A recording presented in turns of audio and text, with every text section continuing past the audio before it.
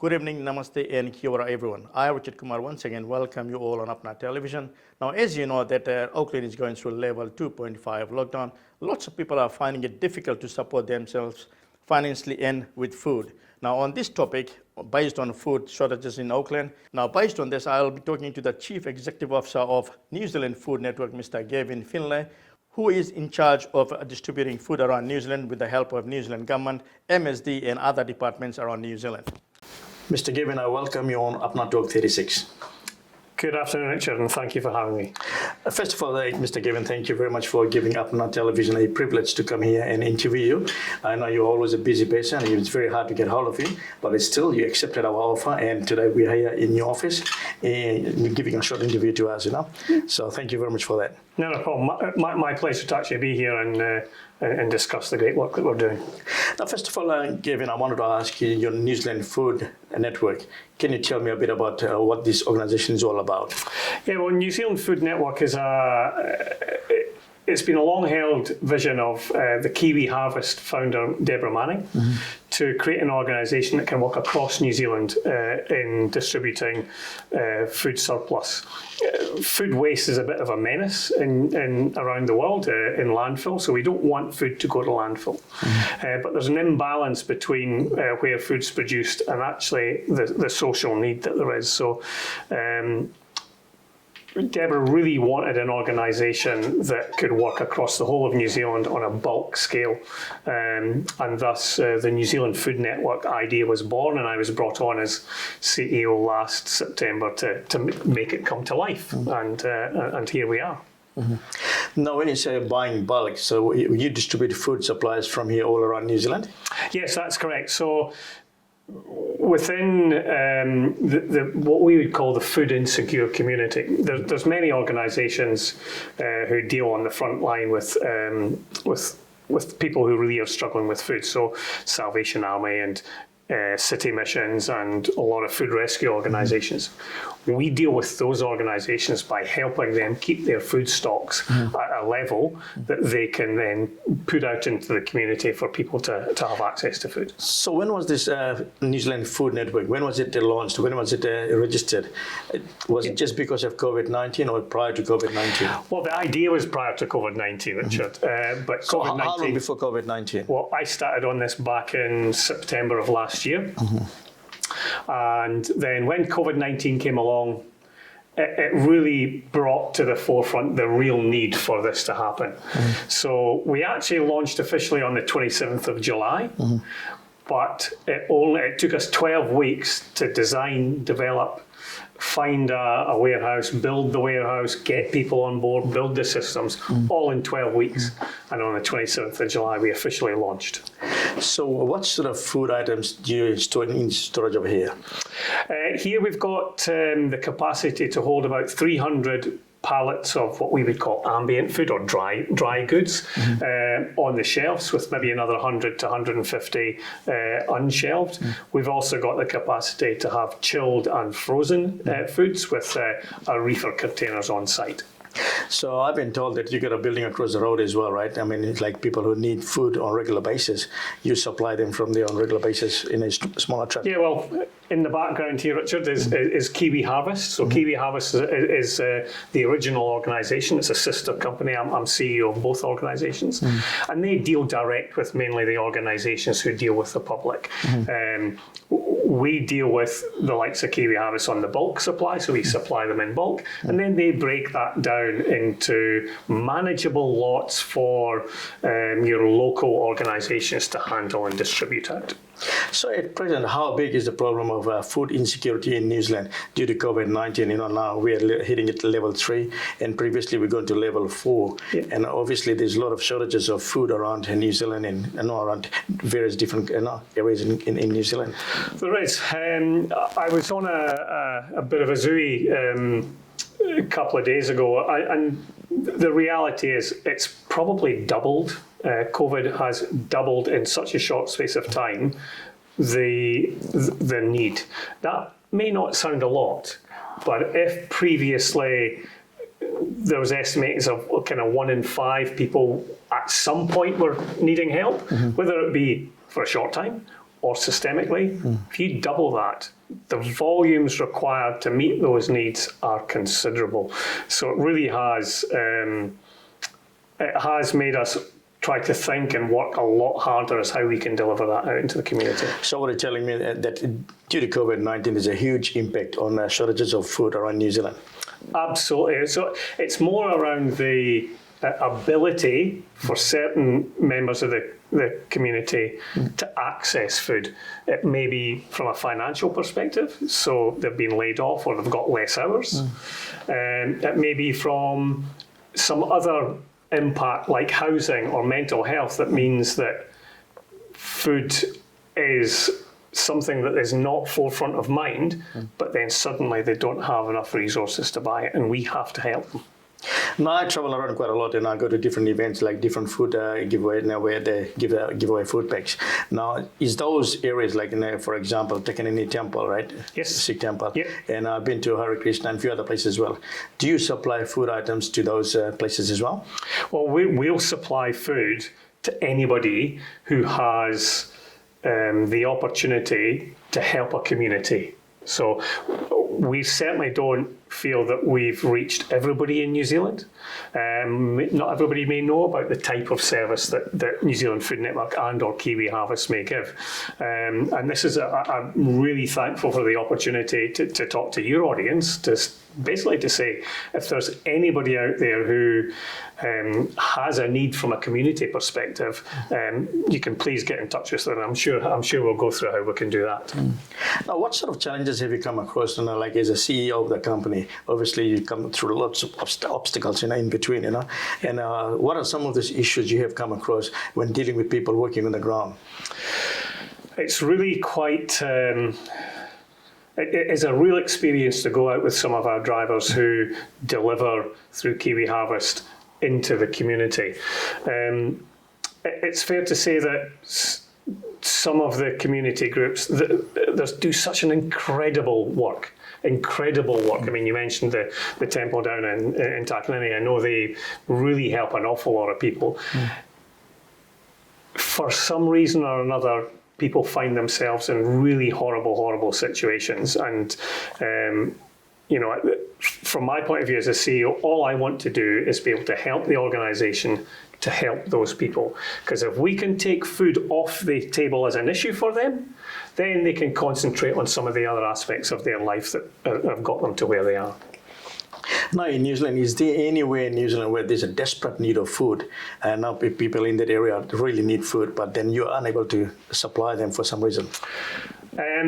No, we'll make it a mantra. We will get it there for whatever reason. We recently had a project with the Ministry of Primary Industries to distribute some animal products around the country. There was a bit of an animal welfare issue, and some of the remote locations that we had to go to were quite challenging. But that shouldn't stop us. It shouldn't stop anybody. It may be more costly and it may be more challenging to get there. But we'll find a way.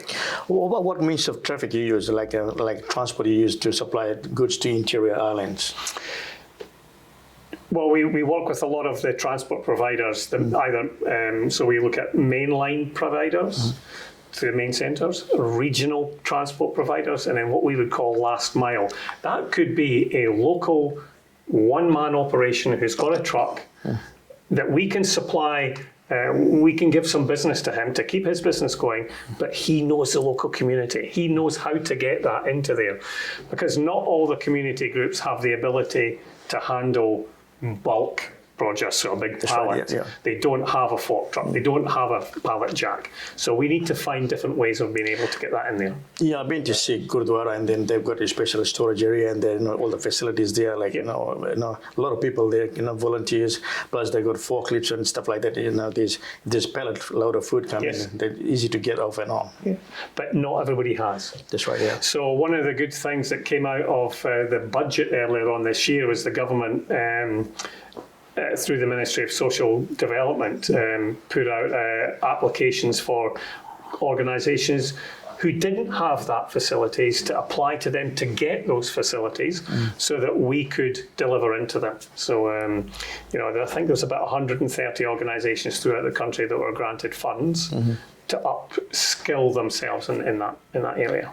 So this organisation, like New Zealand Food Network, which you are a CEO of, now is your intention to stay here for long for the benefit of the community in New Zealand, or is it only just a short-term thing just to cover up COVID-19? No, this is a long-held vision of Deborah's to create a sustainable, long-lasting ability to, I call it attacking two big problems with one big solution. The two big problems being food waste. It's an environmental menace, the production of methane and CO2 from food in landfill. And then the social aspects, as we've talked about, of people who, for whatever reason, find themselves in an issue. Neither of those situations are going away anytime soon, like COVID. So COVID has helped us come together quickly. But I think if my grandchildren in 40, 50 years were to come and sit in your seat, I can bet your bottom dollar we'll still be here doing the same work. Have you done any forecast for how long this COVID-19 is going to stay, and roughly what sort of priorities you're going to give it to those people who are in need of food assistance? By all estimations, Richard, it's probably a good 18 to 24 months before really there's maybe a new normal, whatever that may be. From previous situations like the GFC, the financial crisis, that was about how long it took the country to get back into normal operations. Now, that may mean the normal operations in 18 to 24 months may mean that there are more people consistently food insecure, or maybe less. If I've got my way, I will absolutely ensure that those who need food, nutritious food, can get access to it.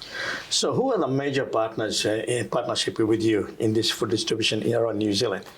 Well, we were initially helped to kickstart through two foundations, the Jasmine Foundation and the Tyndall Foundation. And then the Ministry of Social Development obviously have been big funding founders of ours, alongside our KiwiHarvest original founder, the Goodman Foundation. They have also helped us, but it's fair to say that the Ministry of Social Development are our main backers. No, I've seen MSDs involved everywhere, and I've been to so many different organizations, and everywhere you go, you can see MSD signs everywhere. So they're doing a great job. They are. This is the first time, though, that the government really has taken a policy stance on food security. So they're really focusing on ensuring that New Zealanders who need help can get it, and we're ever so grateful for the ability to be able to do that. Apart from MSD, have you got any other government agencies like helping you directly? Well, we are working with the likes of MFE, so the Ministry for the Environment, through our other organisation KiwiHarvest. They've had some grant funding for them to avoid the food waste, and we also have been working with MPI on a project basis level, that they can help us where they need a distribution out into the community. And just very recently, through with the Ministry of Health, we were tasked with getting 1 million face masks out into the Auckland community, which we did over the last week and a half. And just today, Ministry of Health with MSD have asked us to distribute another 500,000 throughout the country. So it's fair to say that we've got a very, very good relationship with a number of departments in the government. So you got a network of people working around you, am I right? Absolutely, that's the only way to do these things. You cannot do it on your own. I've got a fantastic team, both here at the New Zealand Food Network and across at KiwiHarvest, really dedicated. A lot of the other food rescue organisations, the quality of the people in there is astounding, and the dedication to ensure that nobody goes hungry in New Zealand is really quite heartening. Now, I came here last week, and then I was going through your warehouse, and I was talking to your manager of the shop, Mr. Sean, I think it was. Yes, Mr. Sean, yes. Mr. Sean, yeah. And he just mentioned to me that he ran out of face mask. So you just today mentioned that you got under 500,000 coming in. Now, are those masks going to be distributed in Auckland or around outside of Auckland? They will be for outside of Auckland. So the 1 million that we got were distributed in Auckland.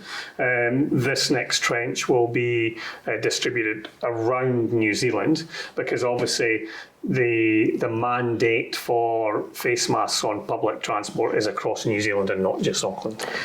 Do you use any specific ways or any methods of reaching to various different communities, ethnic communities in New Zealand? Just really through word of mouth, Richard. I mean, we work with many different communities, Pacifica and Maori and ethnic groups, refugee groups, a couple of really good organisations, the Uma Trust and Shakti Trust here in Auckland, who specifically deal in refugee and community groups. But as I say, we don't know everybody, and this is a great opportunity for me to really reach out to a community that we may not be very well known to. And of course, we're always open to help anybody who needs help. Now, those names you just mentioned, I know quite a lot of them because I deal with them on a regular basis. Now, Atna Television, I mean, as you may be aware, that we are the only ethnic television in New Zealand, Channel 36 on Freeview. You think in the near future you might want to be part of Atna Television in a way of putting more awareness through our television and radio station? Absolutely. I can certainly say that, people coming to New Zealand and certain ethnic groups sometimes do struggle a little bit to get a foothold and to get to establish themselves. And if we can help in any way, shape or form with that, food is just one issue. And there's a lot of good organisations that we work with also provide the other services. But as I said before, if we can help from a food perspective, that would be fantastic. Now, we've heard that most of the ministers are talking about that the Maoris and the Pacific Islanders have been affected the most. Now, are you got anything in priority where you give priority to these communities who are really, really badly in need of assistance? Our priority is to getting food to where it's needed most. There's no ethnic or religious or cultural bent to that. It's just about where it's needed most.